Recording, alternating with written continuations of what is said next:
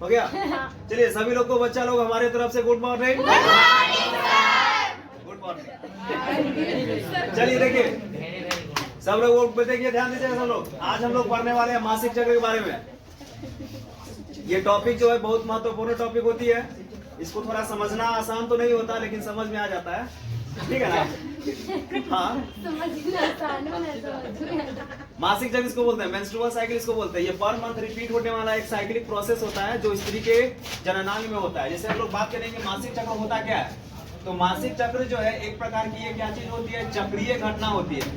ये एक चक्रीय घटना है जो हर महीने 28 दिनों के बाद पुनः क्या होती है, रिपीट होते रहती है। मतलब कह सकते हैं कि ये मान लीजिए कि एक स्त्री है ना जी, लगी हुई है स्त्री कैसे, तो ये स्त्री है, तो स्त्री का ये आंतरिक जननांग है।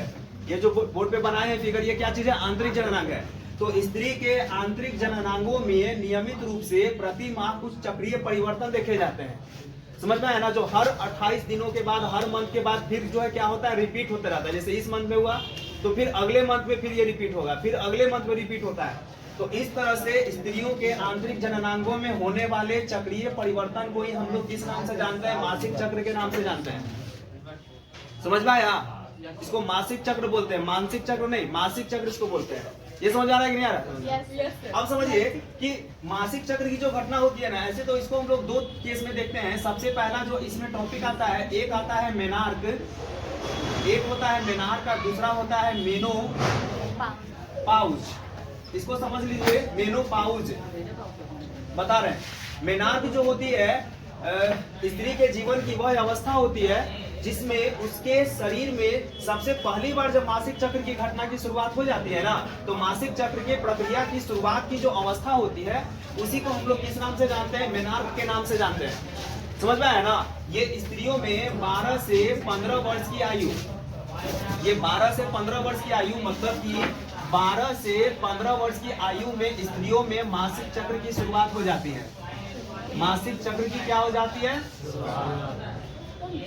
शुरुआत हो जाती है। तो मासिक चक्र की जब शुरुआत होती है ना, तो मासिक चक्र के शुरुआत की जो अवस्था होती है ना स्त्रियों में, ये 12 से 15 वर्ष की आयु में प्रारंभ हो जाती है। तो इसी को हम लोग किस नाम से जानते हैं, मेनार्क के नाम से जानते हैं। ये समझ में आ गया जी? yes, sir. मेनार्क के नाम से जानते हैं। इस समय स्त्री जो है अंडाणु बनाने लगती है। ये समझ रहा है ना? और दूसरा इसमें क्या होता है कि स्त्री में मासिक की शुरुआत हो जाती है तो उसके शरीर में मासिक चक्र का अंत भी हो जाता है। तो ये अंत जो होता है उसके शरीर में 45 से 50 वर्ष की आयु में, 45 से 50 वर्ष, 45 से 50 वर्ष की आयु में क्या हो जाता है, समाप्त हो जाती है। तो इस केस को हम लोग क्या बोलते हैं, मेनोपाउज के नाम से जानते हैं। यानी कि मेनोपाउज जो है स्त्री के जीवन की वह अवस्था होती है जिसमें उसके शरीर में, समझ में है ना, अब मासिक चक्र की प्रक्रिया क्या हो जाएगी, बंद हो जाएगी। तो बंद होने की अवस्था मेनोपाउज, शुरू होने की अवस्था मेनार्क, और स्त्री के आंतरिक जननांगों में होने वाले चक्रीय परिवर्तन को ही हम लोग किस नाम से जानते हैं, मासिक चक्र के नाम से जानते हैं।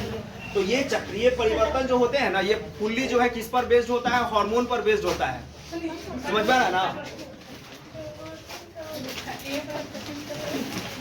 बैठो चलो बैठो।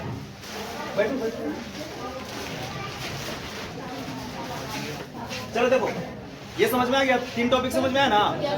अब समझिए कि ये जो चेंजिंग होता है स्त्री में, ये पूरा चेंजिंग जो होता है ये हार्मोनल बेस्ड चेंजिंग होता है। समझ में आ रहा है ना? अब समझिए कैसे होता है। ये होता क्या चीज है कि मनुष्य के मस्तिष्क में 2 प्रकार की ग्रंथि पाई जाती है। एक ग्रंथि का नाम है हाइपोथैलेमस और दूसरे ग्रंथि का नाम क्या होता है, पीयूष ग्रंथि। हाइपोथैलेमस, पीयूष ग्रंथि और पीनियल ग्रंथि, ये तीनों ग्रंथि कहाँ पे पाई जाती है, मस्तिष्क में पाई जाती है। अरे समझ में? तो हाइपोथैलेमस जो होता है ना, जब वो स्त्री 12 से 15 साल की अवस्था में पहुंचती है तो उसका जो हाइपोथैलेमस होता है स्त्री का, ये जो स्त्री है ना, इसका जो हाइपोथैलेमस है एक हार्मोन सीक्रेट करने लगता है जिसका नाम होता है GnRH। सबसे पहला कौन सा हार्मोन बनेगा, GnRH बनेगा। इस GnRH का पूरा नाम होता है गोनेडोट्रोपिन रिलीजिंग हार्मोन। यहाँ लिख रहे हैं गोनेडोट्रोपिन रिलीजिंग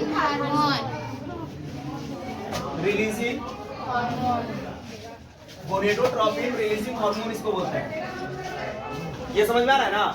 ये किस ग्रंथि से सीक्रेट होता है, तो उसका नाम क्या है, हाइपोथैलेमस से सीक्रेट होता है। अब अब जब ये हाइपोथैलेमस से निकल जाता है तो हाइपोथैलेमस से निकलने के बाद जो है ये किस ग्रंथि के पास पहुंचता है, तो उसका नाम है पीयूष ग्रंथि।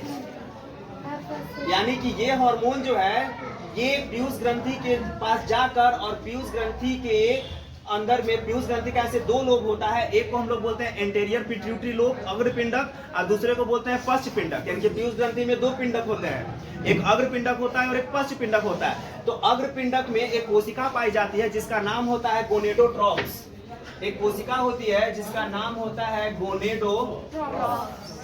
बड़ा लिखे और नहीं सर, दिख रहा है ना, गोनेडोट्रॉप्स। इस कोशिका को ये उत्तेजित करता है और उत्तेजित करने के बाद जो है एक हार्मोन सीक्रेट होता है जिसका नाम होता है जीएनटीएच, गोनेडोट्रोपिक हार्मोन इसको हम लोग बोलते हैं। तो ये गोनेडोट्रोपिक हार्मोन जो होते हैं दो प्रकार के होते हैं, एक होता है एफएसएच और दूसरा होता है एलएच। यानी कि ये पीयूष ग्रंथि जो है कब तक गोनेडोट्रोपिक नहीं बनाएगा, जब तक कि हाइपोथैलेमस से संदेश नहीं आता है तब तक। यानी कि हाइपोथैलेमस से संदेश किस रूप में आता है, जीएनआरएच के रूप में आता है। यानी कि जीएनआरएच जो है एक मैसेंजर हो गया जो किससे निकलता है, हाइपोथैलेमस से निकलता है। और ये हाइपोथैलेमस इसको बनाएगा कब, जब वो स्त्री 12 से 15 साल की अवस्था में पहुंच जाएगी तब। ये समझ में आ रहा है ना? yes, तो ये जीएनआरएच जाता किसके पास है, पीयूष के पास। पीयूष को कहता है कि भैया आपकी जो कोशिका है ना गोनेडोट्रोप उसको एक्टिवेट करो। एक्टिवेट करने के बाद कौन सा हार्मोन बनाओ, जीएनटीएच हार्मोन बनाओ, गोनेडोट्रोपिक हार्मोन। और ये गोनेडोट्रोपिक हार्मोन दो प्रकार के होते हैं, एफएसएच और एलएच। बनने लगा, ये समझ में आ रहा है ना? अब ये एफएसएच का पूरा नाम होता है फॉलिकल स्टिमुलेटिंग हार्मोन। ये जो एफएसएच है यहाँ तक दिख रहा है ना? नहीं दिख रहा है, नीचे लिखो, यहाँ पे दिखेगा ना? शायद दिख जाएगा। एफएसएच इसका पूरा नाम होता है फॉलिकल स्टिमुलेटिंग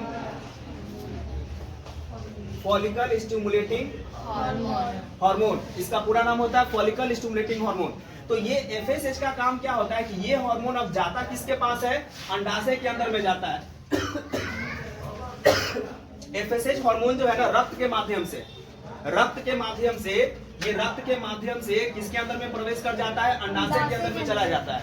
अब ये एफएसएच हार्मोन क्या करेगा ना कि अंडाशय में बहुत सारे छोटे छोटे पुटक पाए जाते हैं जिसकी संख्या 4 लाख से 4.5 लाख के करीब में होती है। समझ में आ रहा है ना? तो इसमें से ये पुटक, कोई एक पुटक जब जैसे ये जो हार्मोन जैसे ही अंदर में प्रवेश किया ना, अरे घुसा ना रहे अंदर में जब अंदर कर गया ना, तो इसका जो पुटक है ना इस हार्मोन की उपस्थिति में क्या हो जाता है, बड़ा होने लगता है। इसमें से कोई एक पुटक क्या हो जाता है, बड़ा हो जाता है। अब बड़ा हो जाता है और बड़ा होकर क्या बनाता है, प्राथमिक पुटक बनाता है। ऐसा समझ में? प्राथमिक पुटक के बाद फिर कौन सा बनाएगा, द्वितीय पुटक बनाएगा। द्वितीय के बाद तृतीय पुटक बनाता है और तृतीय पुटक के बाद क्या बना लेता है, ग्राफियन पुटक बना लेता है। ये समझ में आ रहा है ना? थोड़ा बड़ा हो जाता है। तो ये ग्राफियन पुटक में डेवलपमेंट जो है, पुटक से ग्राफियन पुटक में डेवलपमेंट जो है किस हार्मोन के कारण हुआ था, तो उसका नाम क्या है, एफएसएच के कारण हुआ था। ये समझ में आ रहा है ना? अब क्या होता है कि एफएसएच के कारण जब इसका डेवलपमेंट हो जाता है तो ये ग्राफियन पुटक में जब कन्वर्जन हो जाता है तो ग्राफियन पुटक एक हार्मोन बनाने लगता है जिसका नाम होता है एस्ट्रोजन हार्मोन। जैसे एफएसएच के कारण क्या हो गया, पुटक की क्या हो गई, वृद्धि हो गई, और पुटक की वृद्धि होकर ये क्या बन गया, ग्राफियन पुटक। ये समझ में आया ना? अब ये ग्राफियन पुटक जब बड़ा हो जाता है तो ये ग्राफियन पुटक एक हार्मोन बनाता है जिसका नाम होता है एस्ट्रोजन। इसको मिटाते हैं यहाँ से, इसका नाम क्या है, एस्ट्रोजन हार्मोन। हाँ, ये ग्राफियन पुटक एक हार्मोन बनाता है। इस हार्मोन का नाम क्या है, एस्ट्रोजन हार्मोन। समझ में आ रहा है ना? अब ये एस्ट्रोजन हार्मोन क्या करता है कि एस्ट्रोजन हार्मोन जैसे ही बनने लगते हैं ना, तो इस एस्ट्रोजन हार्मोन की उपस्थिति में एलएच जो हार्मोन होता है ना, जो पीयूष ग्रंथि से निकलता है, अब इसका सांद्रण जो है क्या हो जाता है, बढ़ जाता है। नहीं समझ में आया? समझो फिर से। एफएसएच की उपस्थिति में पुटक जो है बड़ा हुआ, बड़ा होकर क्या बनाया, ग्राफियन पुटक। अब ये ग्राफियन पुटक जब डेवलप हो जाता है तो ये एक हार्मोन बनाता है जिसका नाम क्या होता है, एस्ट्रोजन। इस एस्ट्रोजन की उपस्थिति में एलएच का सांद्रण जो है क्या हो जाता है, बढ़ जाता है। ये समझ में आ रहा है ना? तो इस फेज को, जो हम अभी फेज पढ़ा रहे हैं, इस फेज को हम लोग क्या बोलते हैं, एस्ट्रोजन या फॉलिक्यूलर फेज। इसको इसलिए एस्ट्रोजन या फॉलिक्यूलर फेज बोलते हैं क्योंकि इसी फेज में कौन सा हार्मोन बनता है, एस्ट्रोजन बनता है। और इसी फेज में छोटा छोटा जो फॉलिकल था ना, पुटक जो था ना, वो किस में बदल जाता है, ग्राफियन पुटक में बदल जाता है। इसीलिए इस फेज को कहा जाता है एस्ट्रोजन या क्या कहा जाता है, फॉलिक्यूलर फेज। यानी कि ग्राफियन पुटक तक बड़ा होने की प्रक्रिया, यानी कि पुटक से ग्राफियन पुटक तक बनने की जो भी प्रक्रिया होती है ना, इसको हम लोग एस्ट्रोजन या फॉलिक्यूलर चरण कहते हैं। ये समझ में आ रहा है? कोई दिक्कत नहीं यहाँ पर। अब सुनिए आगे, जब फॉलिक्यूलर चरण पूरा हो जाता है, ग्राफियन फूटक बनकर तैयार हो जाते हैं, तब अगला चरण का जो शुरुआत होता है उसको हम लोग बोलते हैं ल्यूटियल या प्री मेंस्ट्रुअल चरण बोलते हैं। अरे समझ में? तो एक चीज याद रखिएगा, इसी फॉलिक्यूलर चरण में क्या होता है ना कि मासिक चक्र के 14वें दिन, मासिक चक्र जो हुआ ना, तो मासिक चक्र के 14वें दिन जो होता है ना, ग्राफियन फूटक क्या हो जाता है, फट जाता है। किसकी उपस्थिति में फट जाता है? तो एलएच के सांद्रता में जैसे ही वृद्धि होती है ना, जो एलएच निकल रहा था ना, इस समय निकला था ना, तो एलएच का जैसे ही सांद्रण बढ़ेगा ना, तो ग्राफियन फूटक क्या हो जाता है, फट जाता है। आया समझ में? ग्राफियन फूटक फट कर एक अंडाणु जो है क्या करता है, निष्कासित करता है। इस समय एलएच के हार्मोन की उपस्थिति के कारण लड़कियों के शरीर का तापमान जो है वो कितना बढ़ा हुआ रहता है, तो 0.5 डिग्री फ़ारेनहाइट तक क्या होता है, बढ़ा हुआ रहता है। अरे समझ में? तो एलएच की उपस्थिति में तापमान तो बढ़ ही जाता है, साथ साथ में एलएच की उपस्थिति के कारण ग्राफियन फूटक फटते हैं और एक अंडाणु क्या हो जाते हैं, निष्कासित हो जाते हैं। तो ये जो पूरा चरण हुआ ना, ये पूरा चरण क्या कहलाता है, एस्ट्रोजन या फॉलिक्यूलर चरण कहलाता है। ये समझ में आ रहा है? नहीं समझ में आया? देखो इधर जी, बोर्ड पे देखो, तुमको बोल रहे हैं, बोर्ड पे देखो। अब दूसरा चरण कौन सा हो गया, ल्यूटियल या प्री मेंस्ट्रुअल चरण। दूसरा चरण में क्या होता है ना कि अब अंडाणु निकल गया, मान लो कि यहाँ से ये अंडाणु जो है निकल गया 14वें दिन, निकला ना जी, ये 14वें दिन जो है मान लो कि अंडाणु यहाँ से निकल गया, तो अब ये अंडाणु यहाँ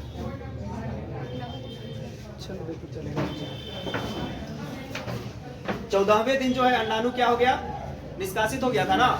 अब बात करते हैं कि इस अंडाशय से जब अंडाणु यहाँ पे निष्कासित हो जाता है, तो अंडाणु निष्कासित होने के बाद अंडवाहिनी के किस भाग में जाके वेट करते रहता है, एम्पुला भाग में ये क्या करते रहता है, वेट करते रहता है।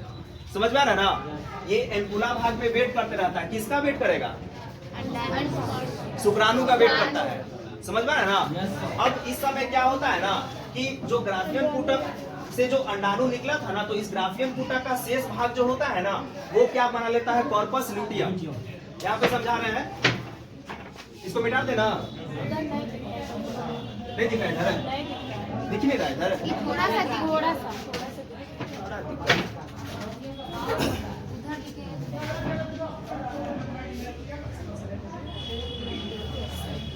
अब दिख रहा है ना? चलो चलिए देखिए, अब इस ग्राफियन फूटक जो है, ग्राफियन फूटक दिख रहा है ना जी, ग्राफियन फूटक, ग्राफियन फूटक का जो शेष भाग होता है ना, शेष भाग, बचा हुआ भाग, ये शेष भाग क्या कहलाता है बउआ, कॉर्पस ल्यूटियम कहलाता है। कॉर्पस ल्यूटियम, ये समझ में आ रहा है ना? तो ये ग्राफियन फूटक का जो शेष भाग होता है, शेष भाग को कॉर्पस ल्यूटियम बोलते हैं। तो ये कॉर्पस ल्यूटियम जो एक हार्मोन सेक्रेट करता है, उसका नाम क्या होता है, प्रोजेस्टेरॉन। पूछेगा प्रोजेस्टेरॉन का स्रवण जो होता है, ये या संश्लेषण जो है किससे होता है, तो वो होता है कॉर्पस ल्यूटियम से। पूछेगा कॉर्पस ल्यूटियम जो है किसका रूपांतरण होता है, तो ये जो है ग्राफियन फूटक का शेष भाग का रूपांतरण होता है। अरे समझ में? तो इस प्रोजेस्टेरॉन हार्मोन के कारण गर्भाशय की जो अंतःस्तर होती है ना, एंडोमेट्रियम जिसको हम लोग बोलते हैं, एंडोमेट्रियम, इसकी मोटाई क्या होती है, बढ़ने लगती है। एंडोमेट्रियम की मोटाई क्या होती है, बढ़ने लगती है। समझ में आ रहा है ना? जैसे ग्राफियन फूटक का शेष भाग क्या बनाया, कॉर्पस ल्यूटियम, तो ये कॉर्पस ल्यूटियम कौन सा हार्मोन सीक्रेट करता है, प्रोजेस्टेरॉन। इस प्रोजेस्टेरॉन के कारण एंडोमेट्रियम की दीवार, म्यूकस और कोशिकीय उत्पादन जो होते हैं ना इसके अंदर में, ये क्या हो जाते हैं, बढ़ जाते हैं। अरे समझ में? और इसका अंदर का जो पार्ट्स होता है ना, स्पंजी टाइप का हो जाता है। अरे समझ में? ऐसा इसलिए होता है ताकि अगर शुक्राणु अंडाणु के साथ मिल जाए ना, तो इसको ये अपने अंदर में क्या कर सके, रख सके। यानी कि यूट्रस को डेवलप होना पड़ता है, यूट्रस के एंडोमेट्रियम को डेवलप होना पड़ता है, किसके लिए, निषेचित अंडाणु के लिए, कि अगर शुक्राणु के साथ अंडाणु मैच कर गया तो हम इसको रखेंगे कहाँ, तो पहले पूरा तैयारी करना पड़ता है। तो ये सारी की सारी तैयारी जो है किसके कारण से होती है, तो उसका नाम होता है प्रोजेस्टेरॉन। और इसके अंदर में जो स्राव निकलता है ना, जो स्राव निकलता है, म्यूकस का स्राव निकलता है, उन सभी को एक साथ हम लोग क्या बोलते हैं, यूटेराइन मिल्क बोलते हैं। ये यूटेराइन मिल्क जो होता है ना, निषेचित अंडाणु को क्या करता है, पोषण प्रदान करने के लिए बना होता है। अरे समझ में? नहीं समझ आ रहा है? ना? तो इस चरण को हम लोग क्या बोलते हैं? ल्यूटियल चरण बोलते हैं, या इसको क्या बोलते हैं? प्री मेंस्ट्रुअल चरण बोलते हैं। आया समझ में? यानी कि ल्यूटियल चरण वह चरण होती है जिसमें ग्राफियन कूटा का शेष भाग किसमें बदल जाता है? कॉर्पस ल्यूटियम में। और कॉर्पस ल्यूटियम जो एक हार्मोन सीक्रेट करता है जिसका नाम होता है प्रोजेस्टेरॉन। और ये प्रोजेस्टेरॉन गर्भाशय के अंतः स्तर को क्या करता है? डेवलप करता है। इसमें म्यूकस के स्राव को बढ़ा देता है, इसमें कोशिकीय उत्पादन को बढ़ा देता है ताकि निषेचित अंडाणु को ये क्या कर सके? रख सके। अरे समझ में? अब तीसरा चरण क्या होता है? मेंस्ट्रुएशन चरण।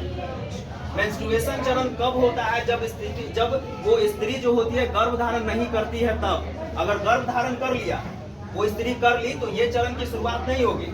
और अगर गर्भ धारण नहीं करती है वो स्त्री, तो फिर कौन से चरण की शुरुआत हो जाती है? मेंस्ट्रुएशन चरण की शुरुआत हो जाती है।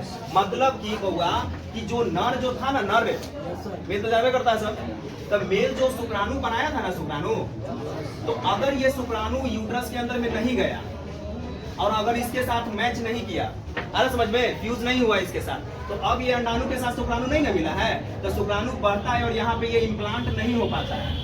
अरे समझ में? और जब इम्प्लांट नहीं हो पाता है तब क्या होता है कि ये जो कॉर्पस ल्यूटियम था ना, अब ये कॉर्पस ल्यूटियम किस में बदल जाता है? कॉर्पस एल्बिकेंस में बदल जाता है। कॉर्पस एल्बिकेंस में बदल जाता है। यहाँ दिख रहा है जी? दिख रहा है ना सबको? ये कॉर्पस एल्बिकेंस में बदल जाता है। और ये कॉर्पस एल्बिकेंस क्या करता है? प्रोजेस्टेरॉन के संश्लेषण को क्या कर देता है? बंद कर देता है। नहीं समझ आ रहा है? तो जैसे ही प्रोजेस्टेरॉन का संश्लेषण बंद होता है ना, तो गर्भाशय की जो अंतः स्तर होती है ना, वो जो है अंडाणु के शुक्राणु से निषेचित न होने पर ये क्या होती है? टूटने लगती है। अरे समझ में? टूट कर फिर जो है ना योनि के रास्ते जो है बाहर आने लगती है। अरे समझ में? इसमें जो है करीब 35 ml क्या पाया जाता है? रक्त पाया जाता है, प्लस 35 ml क्या पाया जाता है? म्यूकस या सीरम बोलते हैं उसको। ठीक है? मतलब कि टोटल मिलाकर 70 ml जो है ना लिक्विड जो है बाहर आते रहता है। अरे समझ में आता है? अरे समझ में? तो इस चरण को हम लोग क्या बोलते हैं? मेंस्ट्रुएशन चरण के नाम से जानते हैं। इसको मेंस्ट्रुएशन चरण बोलते हैं। तो सुनो इधर, तो ये जो पूरी प्रक्रिया पढ़ाए है ना, ये पूरा 28 दिन तक चलता है ये प्रक्रिया। तो ये चेंजिंग ना हो रहा है बॉडी में उसका, तो ये पूरा का पूरा चेंजिंग ही क्या कहलाता है? मासिक चक्र के नाम से जाना जाता है। मासिक का मतलब हो गया महीना। तो ये जो बता रहे थे, प्रोसेस बता रहे थे, ये स्त्रियों के जीवन चक्र में होने वाली ये घटना होती है। समझ में आया ना? और ये जो है प्रतिमा रिपीट होती है, और इस प्रतिमा होने वाले चक्रीय परिवर्तन को ही हम लोग किस नाम से जानते हैं? मासिक चक्र के नाम से जानते हैं। इसकी शुरुआत जो है 12 से 15 वर्ष में हो जाती है, जिसको मेनार्क बोलते हैं। और इसका जो अंत होता है ना स्त्रियों में, वो 45 से 50 वर्ष में हो जाती है। मतलब कि एक स्त्री जो होगी, एक स्त्री जो होती है ना, यहाँ पे दिख रहा है ना, एक स्त्री जो है, मान लीजिए कि अगर हम 14 बात करेंगे और मान लीजिए कि बात करते हैं 50, या मान लेते हैं कि 12 से, तो 12 साल से शुरुआत होती है और 50 साल में क्या हो जाती है? खत्म हो जाती है। तो इसके बीच में कितना हो गया? 38। तो इस स्त्री के 38 साल की जो जीवन अवस्था है ना, इसी को हम लोग क्या बोलेंगे? जनन काल, या इसको क्या बोलते हैं? प्रजनन काल। अरे समझ में? और इस समय स्त्री जो होती है ना, इतने साल तक, 38 साल तक करीब करीब हर महीने जो है एक अंडाणु बनाती है। इसलिए एक स्त्री जो होती है अपने पूरे प्रजनन काल में, या अपने पूरे प्रजनन काल या जनन काल में कितने अंडाणु को बनाती है? 400 अंडाणु जो है वो रिलीज करती है। ऊतक भले 4 से 4.5 लाख पाया जाता है, लेकिन वो स्त्री जो होती है अपने पूरे जीवन काल में कितने अंडाणु बनाती है? 450 के करीब में अंडाणु बनाती है। अरे समझ में ना? तो ये जो है पूरा का पूरा प्रक्रिया जो होता है ना, फुल्ली किस पर बेस्ड होता है? हार्मोन्स पर बेस्ड होता है। अरे समझ में? लेकिन कभी कभी क्या होता है ना कि स्त्री जो होती है ना, गर्भ धारण से बचने के लिए बहुत सारे ओरल पिल्स को खाती है, मतलब टैबलेट जो होती है ना, उसका यूज करती है। तो उसका यूज करने से उसके शरीर में हार्मोनल डिसबैलेंस हो जाता है। तो हार्मोनल डिसबैलेंस होने से मेंस्ट्रुअल साइकिल की जो प्रक्रिया होती है ना, जो नियमित रूप से चलनी चाहिए, उसमें गड़बड़ी उत्पन्न हो जाती है। हो सकता है कि कोई स्त्री में एक ही मंथ में 2 बार जो है मेंस्ट्रुएशन हो जाए, रज्जोधर्म हो जाए। समझ में आ रहा है ना? या एक मंथ में 3 बार हो जाता है, या इस मंथ में आया तो अगले मंथ में नहीं आता है। तो ये सब जो है हार्मोनल एक्शन जो होता है ना, कभी कभी जो है गड़बड़ हो जाता है, ओरल पिल्स के लेने से भी हो जाता है। इसीलिए उससे जो है बचना चाहिए। नहीं समझ में आ रहा है? तो हम लोग का शरीर जो है लगभग हार्मोन पर ही बेस्ड होता है। हार्मोन सही से जब तक काम कर रहे हैं तब तक शरीर ठीक है। जैसे ही हार्मोनल डिसबैलेंस होता है ना, तो काम गड़बड़ हो जाता है। तो इसमें किसी तरह का कोई क्वेश्चन है तो पूछिए। नहीं